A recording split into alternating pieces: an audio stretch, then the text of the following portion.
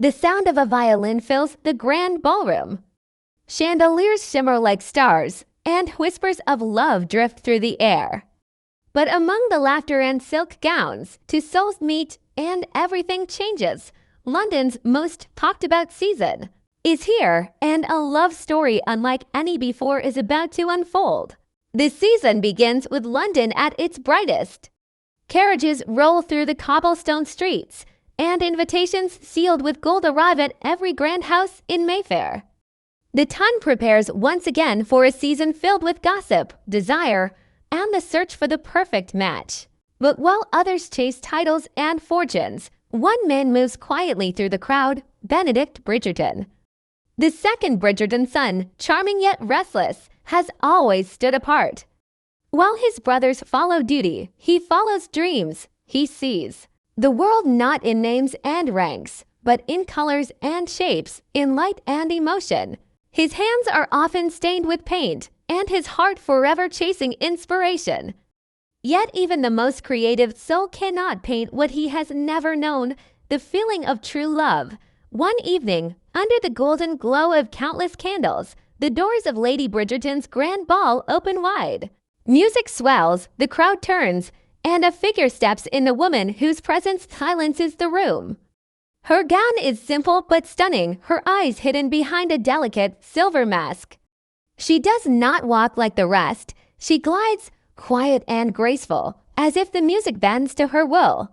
Every head turns, but only one gaze holds steady Benedict's. He cannot look away. For a man who finds beauty in everything, this moment feels different. It's not about elegance or grace. It's something deeper. Something that strikes the heart before the mind can speak. The night unfolds in slow motion. The orchestra plays, laughter echoes, and yet for Benedict, there is only her. He watches her from a distance, painting her silhouette in his mind.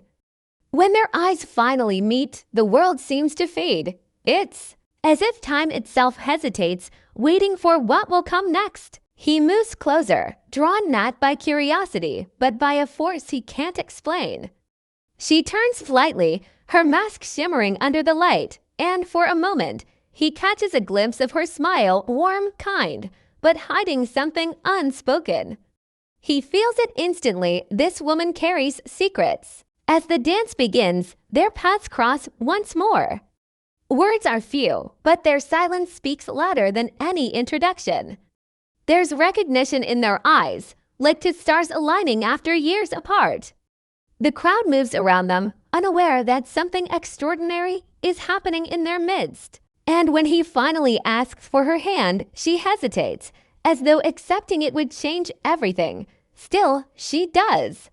The music swells, and they dance perfectly in sync, strangers connected by something far beyond reason. Benedict feels it. The way her touch steadies his restless mind, the way her presence turns every note of the music into a heartbeat. She is not like anyone he has ever met. Her laughter is soft, her words careful, and her eyes full of both sorrow and strength. For him, she becomes a mystery worth unraveling, a painting worth creating, a dream worth chasing, and as the night draws to an end, she disappears as suddenly as she appeared, leaving behind nothing but the faint scent of roses and a heart that refuses to forget. Benedict stands there, watching the empty ballroom, his thoughts racing. Who was she? Where did she go? All he knows is that his world has changed forever. In a single evening, he has found something no artist could ever capture, a muse born not from imagination, but from fate itself. The Ton may not notice yet, but the greatest love story of the season has already begun, and its first brushstroke has just been painted in the heart of a Bridgerton. Morning breaks over London, soft and golden, but for Sophie Beckett, it is just another day of quiet disguise. The world knows her only as a servant in a grand household, moving silently through corridors where her presence is barely noticed. Yet beneath the plain fabric of her gown lies a truth that burns brighter than any title. She is no ordinary maid. Sophie is the daughter of an earl born of love but branded by scandal. Her mother, a woman without status, gave her the heart of a lady, but society gave her nothing in return. From the moment she could walk, Sophie learned that in the eyes of the 10, blood and grace mean nothing without a name to match. Still, she carries herself with dignity. She moves with elegance, not because she was taught to, but because it's in her soul. Every night, when the household sleeps, Sophie stands by the window and looks at the world that will never see her, the world of gowns, laughter, and candlelight. She dreams not of riches, but of freedom, freedom to be seen, to be loved, to belong. The cruel twist of her fate is that she has everything that makes a lady accept the permission to be one. Then one evening, a whisper of destiny reaches her ears. A grand masquerade ball hosted by Lady Bridgerton, open to the entire ton.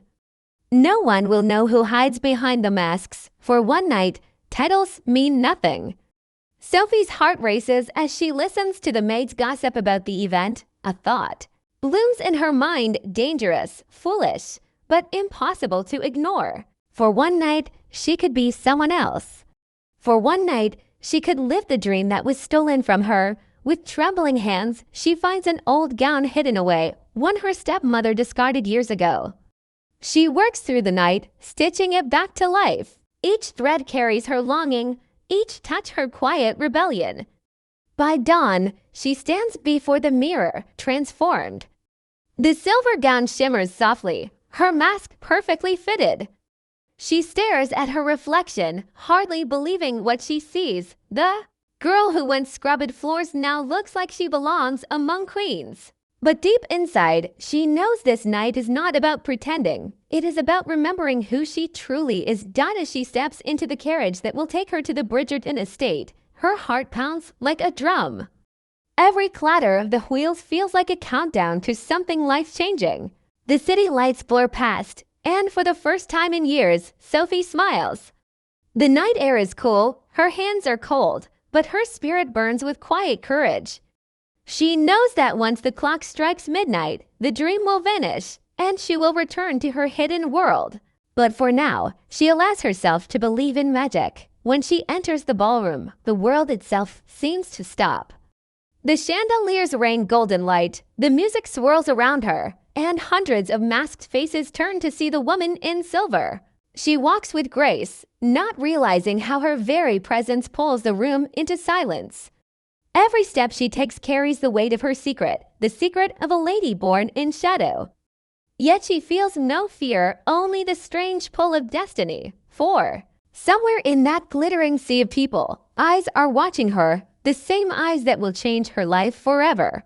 And then, through the dance and the dazzle, she feels it, that gaze. Strong, searching, impossible to ignore. When she turns, their eyes meet. Benedict Bridgerton stands across the room, his breath caught as if the air itself has betrayed him. The connection is instant, silent, and unshakable. Neither knows the other's name, yet both feel as if they have met before, in dreams, in another life, or perhaps in the quiet wishes of their hearts. Sophie tries to look away, but she cannot. There is something in his expression that disarms her, something honest. A man used to seeing beauty suddenly finds himself looking at truth. She feels seen, truly seen, for the first time. The orchestra's melody softens, and the crowd fades into nothing. Only they remain, two souls surrounded by light and mystery. As the night deepens, they dance. She speaks little, careful not to reveal too much, and he listens as though every word she utters could vanish like smoke. When he compliments her, she smiles, not out of pride, but disbelief that a Bridgerton could look at her with such warmth. He doesn't ask her who she is, and she doesn't offer to tell. Perhaps both are afraid that the answer would end the spell, but as the final notes of the waltz fade, reality returns. The world around them begins to move again. Sophie's heart aches with the weight of her secret. She knows that come morning, he will return to his world of privilege, and she will fade back into the shadows. The dream cannot last. Yet as she steps away, his voice follows softly through the crowd. Promise, a question, a hope. She doesn't turn back. She can't, because to look at him again would be to surrender. She slips through the crowd, vanishing like moonlight at dawn. Behind her, Benedict searches, calling out for the woman who stole his heart in a single dance, but she is gone. All that remains is a single silver ribbon left behind, proof that sometimes love begins not in truth, but in mystery. And though she returns to her hidden life, her heart refuses to let go. She has tasted freedom, and in the depths of her soul, she knows this story isn't over. The world may have kept them apart, but fate has only just begun its game. Days pass, yet the memory of that night clings to Benedict Bridgerton like the scent of spring rain. He wakes each morning haunted by a face he cannot name, by laughter that echoes in his mind long after the music has stopped. Every painting he begins turns into her portrait, the curve of her lips, the light in her eyes, the silver shimmer of her mask. His brushes betray him. His art has found its muse, but his heart has lost its peace. He tries to bury the feeling under duty and reason, but every breath he takes reminds him of the woman who vanished with the dawn. London's society moves on, but Benedict remains trapped in a dream that refuses to fade. He attends every ball, every gathering, hoping for a glimpse. Each mask, each voice makes him pause. He listens for her laughter, searches every face, but the world is full of strangers. Whispers follow him. The charming Bridgerton son has become a ghost among the living, a man possessed by a phantom lover. His friends tease him, his brothers question him, but no one understands. How could they? How could anyone know what it feels like to meet someone who changes the meaning of love in a single night? One afternoon, he escapes to the countryside, hoping that solitude will bring him peace. The air is quiet, the river calm, yet his mind remains restless. He sketches without thought, his hands moving as if guided by memory. The page fills with her face, her eyes, her hidden sadness. And then it strikes him, the realization that he never knew her name. He had danced with her, spoken with her, felt her heartbeat against his, yet he doesn't even know who she was. It's madness, and yet it feels like destiny. Somewhere out there, she lives, breathes, and dreams. The woman who belongs to him is surely as night belongs to the moon. But fate, ever mischievous, has its own plans. In another corner of London, Sophie Beckett carries the weight of that same night. She remembers his touch, his warmth, the way he looked at her, not as a servant, not as a mystery, but as an equal. It was the first time she felt seen. But with each dawn that followed, that memory became a quiet ache. She returns to her duties, her world of shadows, but inside her burns a dangerous truth. She has fallen in love with a Bridgerton. She scolds herself for it, tells her heart to forget, yet the feeling grows stronger. Every time she passes a window and sees a carriage, she wonders if he is inside. Every time she hears laughter at a distant ball, she imagines him searching. Weeks later, their worlds cross again, not in a ballroom, but in the quiet garden of an estate.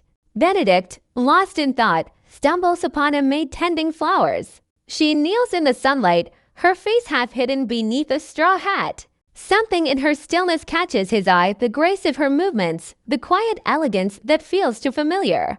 When she looks up, time folds in on itself. It is her. He knows it before his mind even dares to believe it. Sophie freezes, her heart thundering in her chest. For a moment, neither speaks. The silence between them is heavier than any word could bear. He approaches slowly, afraid that if he moves too fast, she might vanish again. "Have we met before?" he asks softly, though he already knows the answer.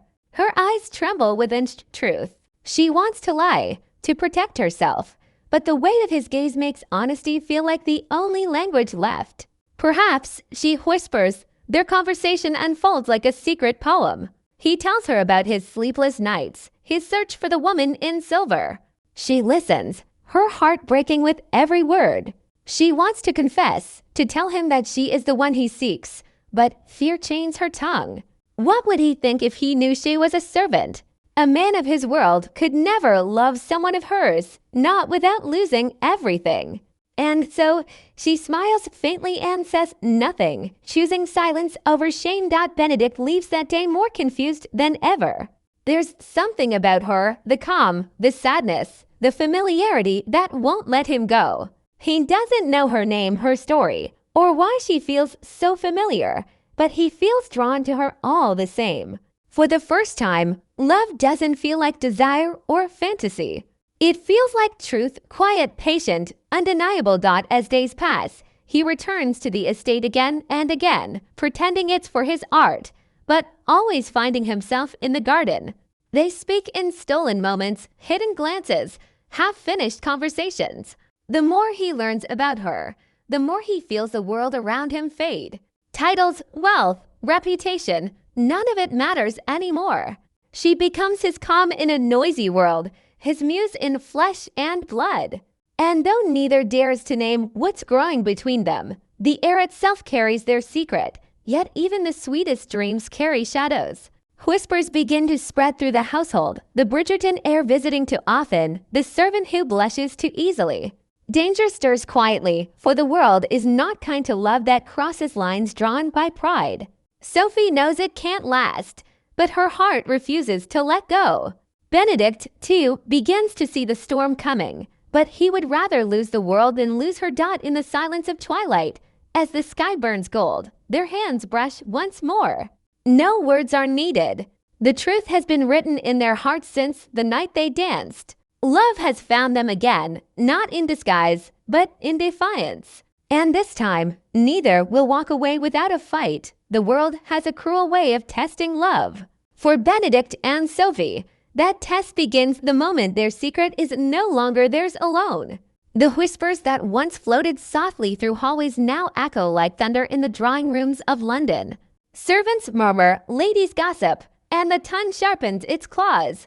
A Bridgerton in love with a maid, the scandal would tear through society like fire through dry silk. Yet, for Benedict, the fear of disgrace means nothing. What terrifies him most is losing her again. He paints her portrait in secret, not the polished image of a lady, but the truth of her. The way her hair catches the sun, the way her eyes hold both pain and hope, the way her smile looks like defiance wrapped in tenderness. Each brushstroke is a confession his lips cannot yet speak. But even as he paints, the walls of duty close in. His mother, Lady Violet, begins to notice his distraction. Invitations pile up, the daughters of viscounts, the heirs of dukes, all eager to catch his attention. Yet Benedict's heart remains elsewhere, hidden among the wildflowers of a garden where his love waits. Sophie, meanwhile, lives in a quiet storm. Every time Benedict visits, her joy grows heavier with guilt. She knows their world will never accept her, a woman of no name, no dowry, no standing. The line between their worlds is drawn in iron, and crossing it could ruin them both. Still, she cannot stay away. When he looks at her, she forgets the rules. When he touches her hand, she remembers what freedom feels like. But in the shadows, danger waits. Her stepmother, the cruel woman who keeps her bound in servitude, begins to suspect the truth.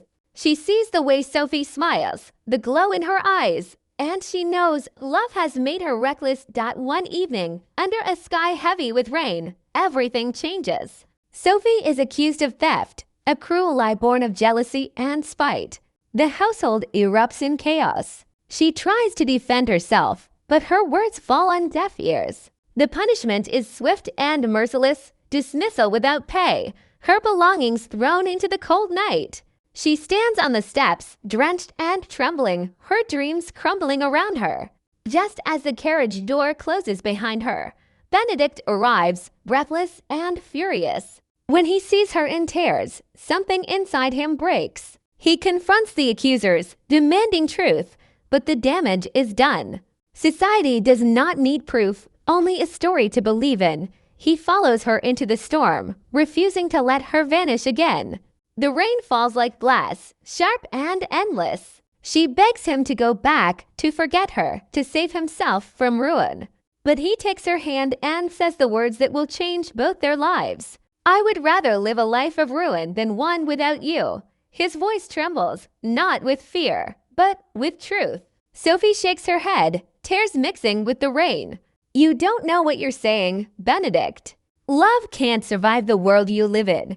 But he only smiles, broken and brave. Then I will build a new world where I can. They stand there, two souls against the storm, their hearts louder than thunder. For a moment, it feels as though love has conquered everything. But fate is not finished with them yet. The next morning, the news spreads. The Bridgerton son seen chasing a servant through the rain, a scandal too delicious for the ton to ignore. Lady Violet confronts her son with fury and heartbreak. Do you understand what this means? You would throw away everything for a girl with no name. Benedict's answer is quiet but certain. She is my everything. His mother sees the fire in his eyes and understands. This is not infatuation. This is love that refuses to bow to rank or reason. Still, even love needs courage to survive. Days turn into weeks of silence. Sophie hides, lost between fear and hope. She dreams of Benedict but refuses to reach out. She tells herself that he deserves better, that his world will forget her soon enough. But she underestimates his heart. One evening, as the season's final ball begins, the doors open once more, and Benedict steps inside, not to dance, but to fight. He walks through the glittering crowd, past shocked faces and whispered judgments, until he stands before the queen herself. With a steady voice, he tells the truth about the masquerade, about Sophie, about the love that changed him.